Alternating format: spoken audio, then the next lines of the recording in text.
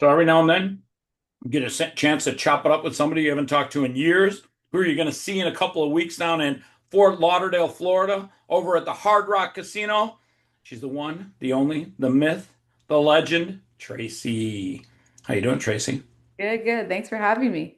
So you've been a busy beaver. You've literally grown a business from what I saw in the beginning to something pretty big. Talk a little bit about what you're doing. Yeah, we are launching our first event in the United States for Blockchain Futurist Conference.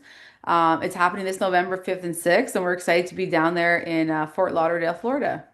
Over the Hard Rock, The Hard Rock. Yeah, it's going which to is be amazing epic. because they're building one here in Vegas.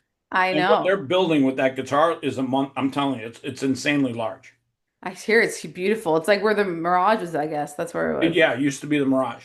Yeah, exactly. We're futurists here. We're always ahead of it. So we're bringing everyone down to the big guitar in Florida first. I love that place. I've been down to the Hard Rock there a ton of times. Great spa, great location. You're gonna love it. Yeah, it's going to be awesome. I find the best events are the ones on resorts. I've done a few. I did one in Bahamas and Barbados, and like the networking never stops, right? Like at the casino, at the crabs table, by the pool. The So one in it's gonna be Bahamas fun. was fun. I think I was down there with you when we did that in 2018 with Trevor, Yeah, I the run that one. Polymath. That was unreal.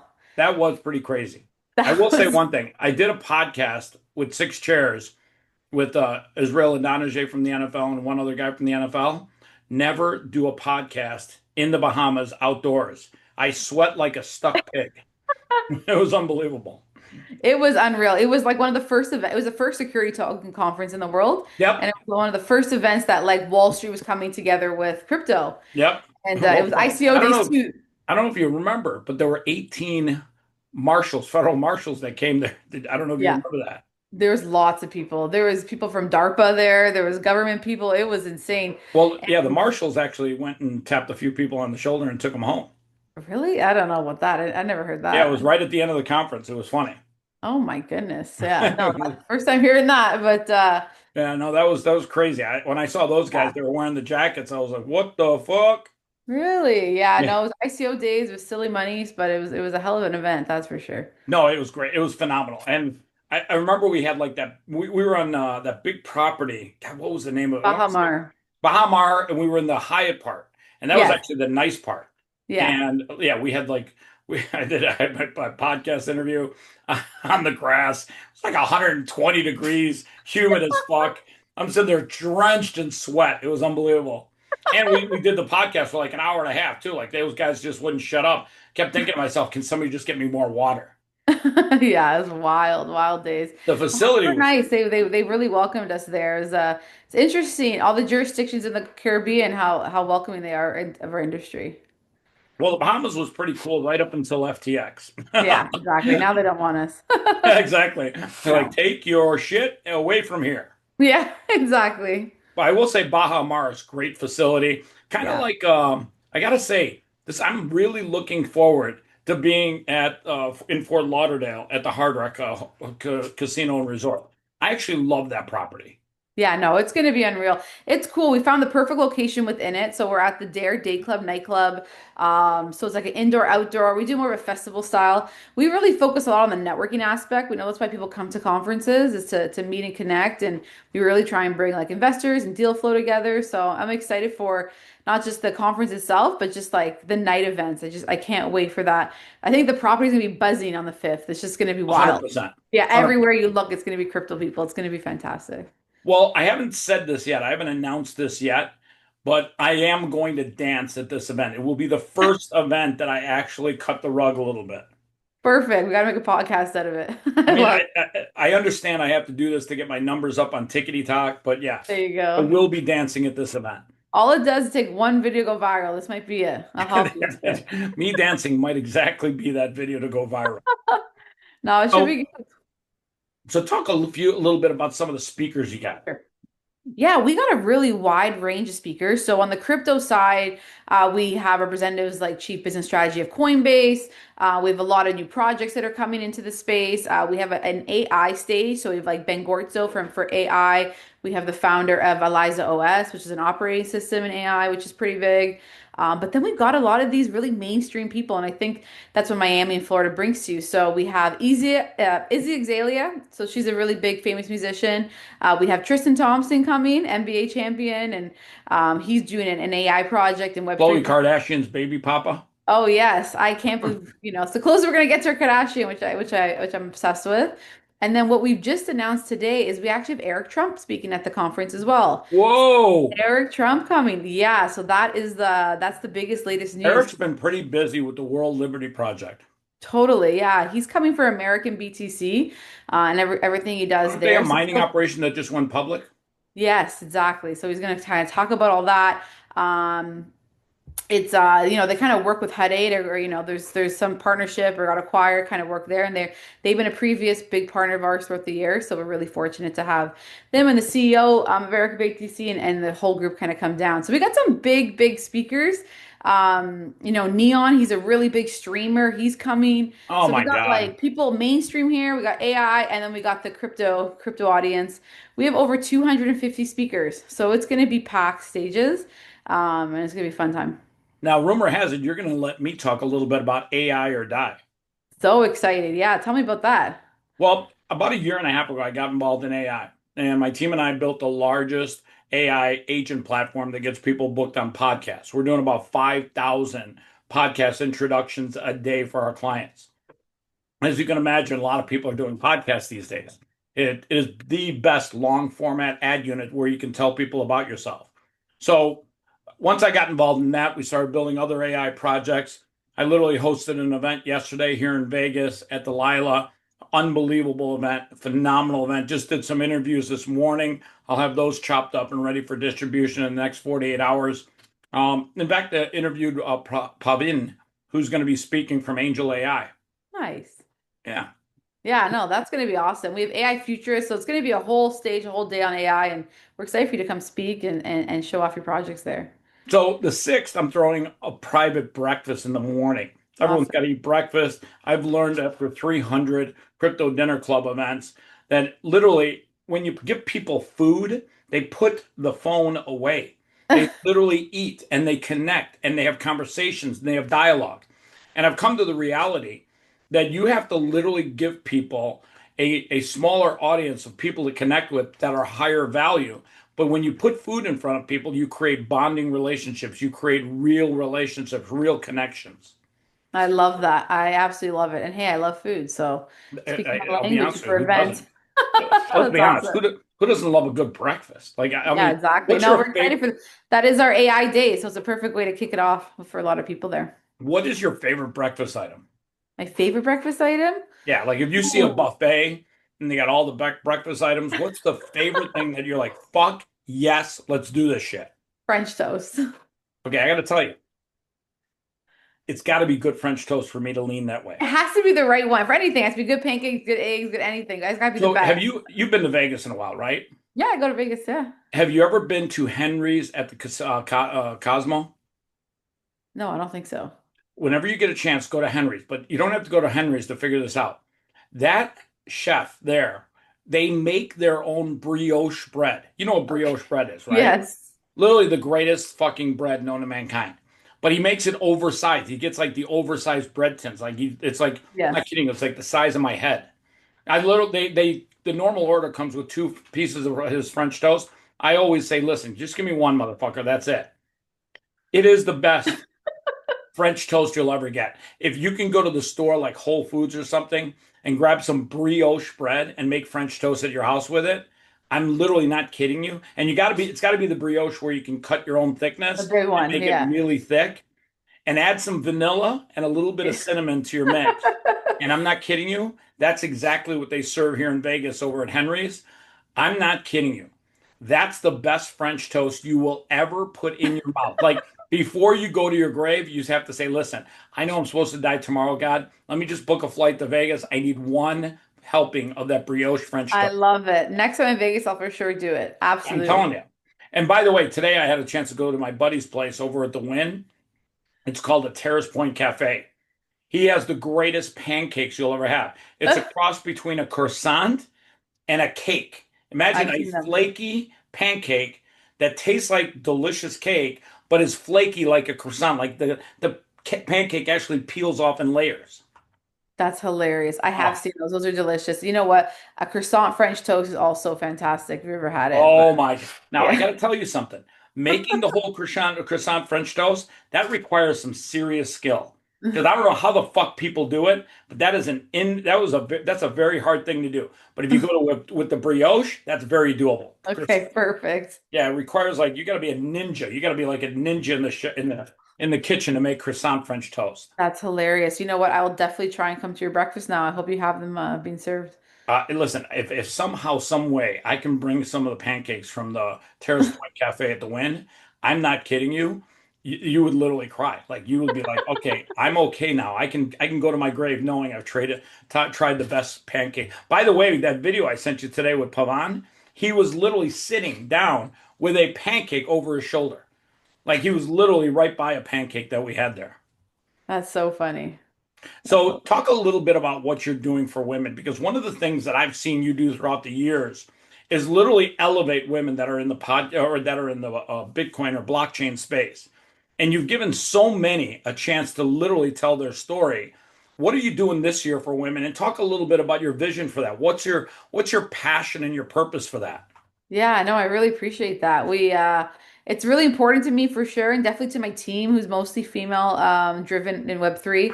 We do run ETH Women. So I started one of the Ethereum earliest Ethereum hackathons in the world, and we spun it off to ETH Women now. And that will be going on for the first day all day. So we have maybe like 60 female speakers talking on different various topics. And then because of that, we have about 6 or 7 big groups in. So we have Crypto Chicks, Femtech, Association for Women in Cryptocurrency, Women in Blockchain Canada, Creator Fest. So we're trying to bring all the kind of women groups together to put on a really cool event. What we do really well is put on events. That's what we're great at. What a lot of these organizations are You really are. good are And by the content way, that creation. shit ain't easy. Putting on a great event is not easy. No, it is not for the faint of hearts. Honestly, I respect any planner. It's why I love working with you, Chris, because I just know how hard any event is, no matter what size of it is. But that'll be going on for each woman. But overall, trying to make sure our panels are balanced, trying to make sure women have opportunity for free tickets on site, just getting them more involved overall at the event is really important to us and to my team. How do you guys deal with being acquired? You recently got acquired. How it's got to be a different dynamic now because your own organization. You started as a startup, then you became a established company, and now you're acquired. It's got to have a little different dynamic for mostly you, but mostly also your team. Absolutely. Being acquired it's one of those pivotal moments you have as a founder to think that you've been able to build something that somebody actually wants to purchase from you. One of the key points is I always say is if you are offering a service, try as hard as you can to turn it into a product. And I got that advice very early on in my days to say, how do you turn what you do into a product so that you can scale it out? And that's exactly what we're doing here in Florida. So we run Canada's largest crypto conference called Blockchain Futurist, and they purchased us to expand to America. And so that's what we're doing now. But it's the dynamics interesting, right? Like we are very innovative. We have tons of, widgets and APIs everywhere and things that sync to our Slack. And we're very, very lean team and very tech savvy. And then we got purchased by one of the largest B2B event producers in America who are very corporate. One of the first things they said to me was, "Welcome to corporate America." And it really hit me when I got there. I said, "Wow, this is corporate America and the way that their systems are and they're slower moving, more archaic, but you can take a little bit bigger risks because you have a stronger foundation, things that I couldn't do as a lean startup." Events at one point become too risky to do. There's just too much liability, too many people, too much money on the line. So we got to a point that we knew I can only take it so far. So I got advice early on too, what got you here won't get you there. And you kind of have to know that as an early day founder is what got me here was great. And now we need, some advice and some expertise to get us to the next level. Entering America is not an easy task, so we needed to some powerhouse to be behind us. But yeah, it's been an interesting ride being at Emerald, and we're grateful. We hope they like us as much as we like them. Did they acquire you before or after the tariffs? Did they avoid paying tariffs Before, on you? definitely before, yeah. And it's interesting. They acquired the conference itself, so it was an asset purchase. So they say they purchased the conference itself, and then some of the side conferences around it, ETH Toronto, ETH Women, and Canada Crypto Week. But Untraceable is still, a company in itself still. That's awesome. That's still with me. You can't take Tracy out of Untraceable. I'll be honest with you, it sounds like that's a great name when your name's Tracy and your company's called Untraceable and you're in the crypto space. Yeah. That's like a great name if you think Well, you about know it. what? I used to, my company used to be called Traceable, and I was in crypto, and I did that for years. So I ran a lot of festivals and massive events in non-Web3. And then I fell down the rabbit hole like all of us, and it kind of came to me one day and I said, I have a new brand, Untraceable. And the rest is history. What are the three things that you've learned most from being in the crypto and mostly the Bitcoin space? Oh, the three things I learned most. Wow. Trust, verify, don't trust. No, just kidding. Yeah, you know what? One, I would say the biggest one that probably hits home the most is don't worry about the past.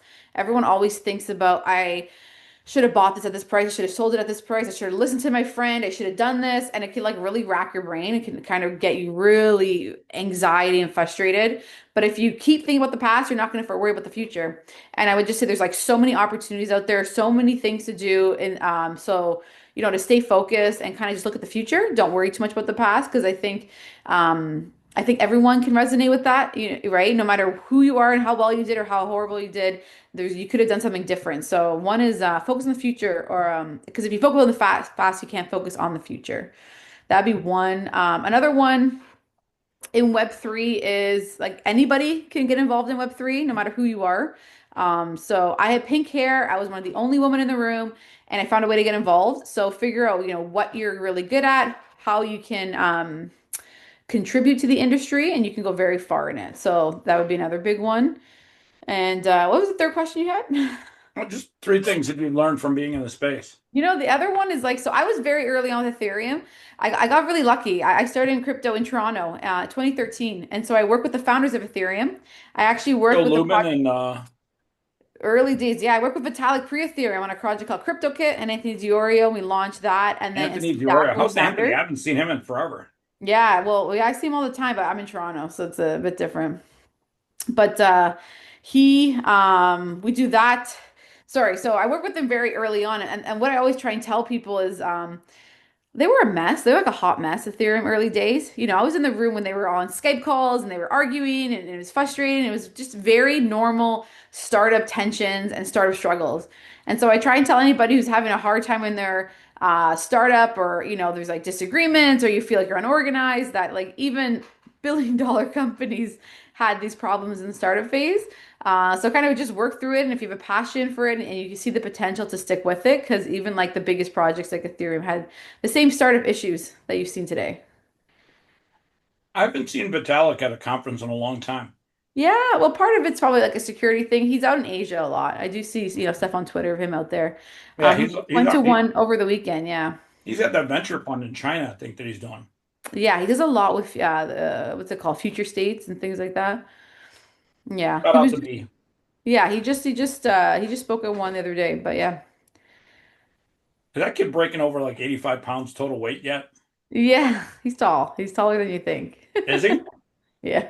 I still think he's barely under 85 pounds. Every time I see that kid, No, there's no I way. remember shaking his hand one time and I thought to myself, don't break his hand, don't break his hand, don't No, break his hand. he's not a kid anymore. Not even close. He's, I know, how old is he now? I don't know, but like, I've been in the industry for 13 years. That's kind of when he was still writing for Bitcoin Magazine at the time. It was pre-Ethereum, so, we've changed a lot in 13 years. What are some of the things that you're excited about over the next 3 years? In crypto, well, Yeah. AI. Every time I talk to you, Chris, I feel like I'm like still behind. I'm like freaking out here. Don't know how to. You like my little AI videos for my dogs? Yeah, I'm like, what? Well, the dog stuff I've seen. It's Yeah, it's wild. I don't know. AI is the biggest thing. What's exciting I find about AI though is the what it's going to do to the events industry. I think it's radically going to change events industry, and I don't think people have realized that yet because even now my TikTok and my Instagram and stuff, I don't know what's real or not real. Like eventually it's all going to just seem so fake, and I just think it's Yeah. going to be stale. Like you don't get excited anymore. Well, I Like just I don't shared a get, video with a friend of mine. The first thing he sends me back is like, that's AI. yeah, And it's so exactly. weird because you can't even tell anymore. Yeah, exactly. And it's gonna get even better. And then you're gonna be kind of numb. It's not gonna be funny seeing someone fall down anymore. It's not gonna be funny seeing a bird, I don't know, pick up like a raccoon, like all these things are gonna be AI. So I think everyone's budget that's in content creation now is going to kind of get eliminated and ads and things like that. And I think it's all going to go to in-person experiences. And I think it's just going to explode at this point because people are going to want to have these in-person, are you real kind of experiences to connect to brands. And so there's a big event have you been to IMAX in Florida? No. Oh man, you gotta go. There's a conference called IMAX. Any kind of event for event planners are the best events. Like if you have a chance to go to an event for an event planner, they're always like super, super well organized. But basically, it's in Vegas, and every booth is either like a city or a country And that what's it try called? IMEX, IMEX. It's meetings and events and expos. That's what it is. Incentive Okay. trips, meetings and expense. It's the largest one in the world. And so every booth is either a city or a country trying to get event planners to come there to put on their show, to put on their meetings and events. So it's a huge travel kind of expo. But they had record high attendance this year. And so and we've been through COVID, we've been through like all these like horrible things that have happened in the last 5, 6 years in our industry. But I think that, that really shows that the events industry is back and stronger than ever. Travel's getting easier than ever and things like that too. So I think, Well, I got news for you. I don't think too many people are traveling to Vegas lately. Our travel is way down. yeah, yeah, but that's a Vegas issue. Everyone's going like, Well, I think if you charge people $34 for a cupcake and a cup of coffee, eventually you're basically fucking yourself. totally, exactly. It was like I spent like $80 on pizza last time I was there. Holy fuck. Where'd you buy the pizza? I will say, there's some pizza places in Vegas now that are fucking off the hook. Like we got this new one called Prince Street Pizza.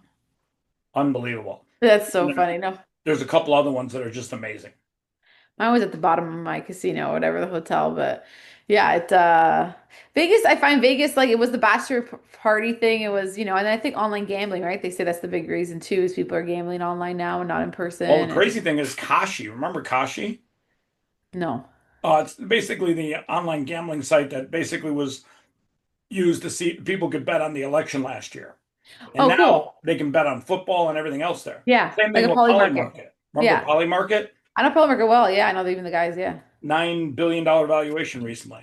I know. I think they went, did they go public or something like that? I can't remember if I saw No, but that. they took money from the NYSE and the NASDAQ guys. Yes, something like that. They had their sign somewhere I near. think somehow they're going to integrate and create a Oh, it's marketplace for, unbelievable. within the Wall Street area. Yeah, it's like it's if they were just a little bit easier to use, I think it would even explode even more. I'm sure But it'll get easier to use. yeah, exactly. Like it's just the potential so obvious there because they do so well with it being the way it is. All right, let me talk to you about something. Yeah. A lot of people let fear hold them back from doing their dreams, doing whatever they want in life. The people let fear, they talk themselves out of things. I literally watch people talk themselves out of a sale. Oh, I can't sell that to that guy. It's way too much money. Well, you just told yourself you're not going to sell it to him. You've overcome a lot of fear in your life. You've overcome the fear of doing a startup, the fear of growing a business, the fear of building a team. Look in the camera for a quick second and tell one person today how to overcome fear so that they can live their best life.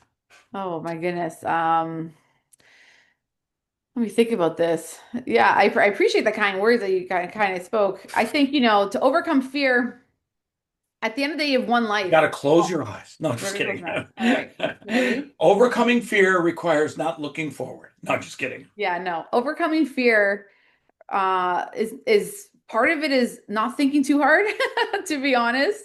Some people just get too racked in their brain, think too hard. The other one is not taking things too seriously. Like we have got one life. We're all gonna die. I know it sounds crazy. Shocking news. So just go ahead and do it. And you got to do it today because tomorrow, you don't know what's happening tomorrow. You really don't. So I remember when I put my first deposit down for Futures Conference, it was a big amount of money. It was my personal You're like, money. oh my God, I'm letting go of my money. It was huge. If I told anybody, I was very young at the time. I always say do things as young as you can do it because you're dumb. I did some of the wildest decisions when I was young, and I don't think I would make those decisions now. Now that I'm a parent, now that I have a bigger mortgage, now that I have all these different things. So the crazier risks you can do, the younger you can do it, the best you can do it. The other one they always say it's like seven. It takes 7 times to be successful. You get to fail 7 times to be successful. So I said just fail, fail, fail, fail as fast as you can and get back up. and I just kept running businesses and running events. I said, let me mess up this one, and every time I failed, I said, amazing, one more down. We're getting closer to the real one. So fail quick, fail hard, but get back up right away, and don't overthink it. And at the end of the day, what is there to lose at the end of the day? Like you got one life and that's it. So I feel pretty fulfilled of what we've done so far, but I know there's a lot ahead too. Well, I think the thing that I hear over and over again, and that I know about you personally, is you just never fucking quit. I don't. And you know what? How many times I've wanted to quit crypto, the people in crypto that have been around longer, me and you, like we've seen the ups and downs, the ups and downs. It's exhausting. So now it's easier. You gotta be a little crazy to have lasted You this long gotta in be crypto. crazy. Like Yeah. just a little. You don't have to be totally batshit crazy, but just a little bit. Totally. Well, now we're numb to it, right? Now we're like, whatever. We've seen Well, it the funny before. thing is, I tell people all the time, I'm like, just buy Bitcoin, close your eyes, pretend that Yeah. money's already gone. You're never going to touch it again. And whatever happens, just be numb to it and then just keep doing that every day. And then Yeah. what I used to tell people that I'd have my idiot friends, shout out to my friend John Andrade, call me up. Oh, it's down I- $60,000. You're an idiot. You're an idiot. How much did you put in there? All Yeah. of it. What? I know. And then when it came back, they're like, well, yeah, you got lucky. You got so lucky. If Trump wasn't in office, it'd be at zero. Yeah, I know. You That's know, why I don't give advice anymore. I can't handle it. Anyone that I know specifically, the best thing about events, I say, you want to learn, come to the event. If you can't show up to the event, then I don't need to talk to you. hey, by the way, you know who I met at my event yesterday? Who? Laurel, the guy from Bitcoin conference. Oh, cool. Yeah, I'm bringing him down to the breakfast. I think there's some good collaboration now that you're in the Nice. States you guys can do together. Nice. Nice. He had Trumpy at his event in Nashville. He Yeah. lives in Nashville. I think you're going to like him. Yeah. Is he from the magazine? Huh? Is he like from Bitcoin magazine? Yeah, Bitcoin conference, Bitcoin magazine. They Nice. own all of it. Yeah, yeah. No, I know them really, really well. David Bailey, I know really well. So I know from back in the day. But basically in 2020, their first really big one, during COVID, I spoke on stage with Floyd Mayweather. I was like the Oh, I moderator remember for that. Floyd. I remember that. Yeah, which was nuts. So Which was basically they crazy would only because allow Floyd wasn't people. exactly pro Bitcoin. He was pro shitcoin then. Well, the thing is, you're only allowed to talk about Bitcoin. And so all these other moderators, they rejected. And they finally said, okay, Tracy, you go on stage because we know you're just going to talk about Bitcoin. And he went there trying to circle around all these other things. And I'm trying to just focus on the Bitcoin. So they were happy with how I, approached it. But that Yeah, was the wild. Bitcoin conference here this year in May in Vegas was amazing. Yeah, I Like hear it it's was, just they had unreal. so many great speakers. JD Yeah. Vance, the entire administration came in and supported it. Yeah. Gemini had two big orange Tesla trucks. They're crushing it. The Winklevi are the Winklevis coming? No, no, not yet. Who knows? I mean, you want me to reach out to them? I can say, hey, boys, come on, just one of you needs to come. That's good. Yeah, no, it's okay. Now that Eric Trump's coming, I think I taps. I think this is it. I think, listen, Eric gets Bitcoin. I mean, he gets it. He also gets Ethereum. He's a big fan of Ethereum too. Good, good. Yeah, that's how it's good to know. No, it's I'm excited to have him. It's unbelievable that they're showing up You to know, this he's got a event. new book that he just wrote. Yeah, I want to say it talks about being the bank. cool. Yeah, I can't remember the name of his book. We should get a bunch of his books to give away at the event. I think Yeah, that would give him absolutely. some good exposure. Yeah, that'd be awesome. That'd be awesome. No, it's exciting. People got really excited about it online, so it's amazing to see that the government's so involved. I Well, wish our listen, Canadian government was as involved. I think the next 3 years we're going to see America embrace Bitcoin and crypto like nothing ever before. Yeah, absolutely. Well, I feel like you guys have fallen so behind because there's just been no clarity. So now you're just trying to race to be the Well, the champion. good news is we now got clarity because Trumpy For sure. loves Bitcoin. He is gobbling up, he's like literally piling up all the Bitcoin he can. Amazing. In fact, I think Barron Trump, I want to say somebody said recently, he's got over 300 or 400 million dollars in Bitcoin for a young kid. Wow, And wow. he's like I would love following to get right in his Baron. father's footsteps. He's becoming a big entrepreneur, but mostly in crypto. Wow, makes sense. He's smart. He's Were also a you at any of the podcaster. inauguration balls, like the one that Brock held? I wasn't able to go. I had something personal, but I should have been there. Did you go? Yeah, I had a chance to go, and I got to tell you, the vibe in Washington and the vibe in this administration has been so focused on the future of money and Bitcoin and crypto being a part of that. And I think right now for the first time, I call Bitcoin the people's money. I think for the first time ever, mankind has a chance to eradicate the Federal Reserve and create a better form of money for the people. The Federal Reserve has never been good for the people. People Yeah. talk about, high grocery bills and prices. That's because they're debasing the US dollar. And Bitcoin is inherently important because you can't debase Bitcoin. You can't Yeah. print more of it. Yeah. It's gonna be wild, man. And now you add AI on it, and I don't know what the future holds for society. So I'm hoping it's all positive and everything. Well, I got a little surprise for you. Sure. Over the next 6 days, I've got an AI platform that's going to get you booked on no less than 5 podcast interviews. So I know you're going to be doing a little bit more of this every now and then. Yeah. You're going to be working from home doing podcast interviews. You're going to tell your story. You're going to talk about the event. You're going to talk about the Hard Rock, and you're literally going to get your word out because podcasting is the best long format ad unit you can do. Yeah, absolutely. I'm excited for it. I'm excited to be on some more podcasts and just get clearer and more professional on them. I hope this was okay. No, you were awesome. What are you talking about? This is great.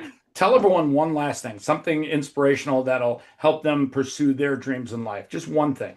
Yeah, absolutely. Just go for it. I guess that's the biggest one. Doesn't matter who you are. I wasn't in capital markets. I wasn't a developer. I didn't have experience in any of these industries, and it made a really big difference. And I did it through what I loved and what I was passionate for. So figure out what you love to do. The Web3 industry is open to everybody, and we're here to build together. So, and definitely go to events. Best way to connect. If people are confused where to start and where to go, go check out an event. Talk to someone. It's the best way to start. She's Tracy help me out, girl. Tracy from Leparulo. Untraceable. You've been in the space for a long time. You are a OG. You are the creator of pink-haired women in Bitcoin. Totally, Is it absolutely. pink? What is that? Is that pink or It's purple? pink. It's with pink. Don't get it wrong. Well, Pink, I pink. got news for you. You wear it well. I might go that way if I ever get any of my hair Love back. it.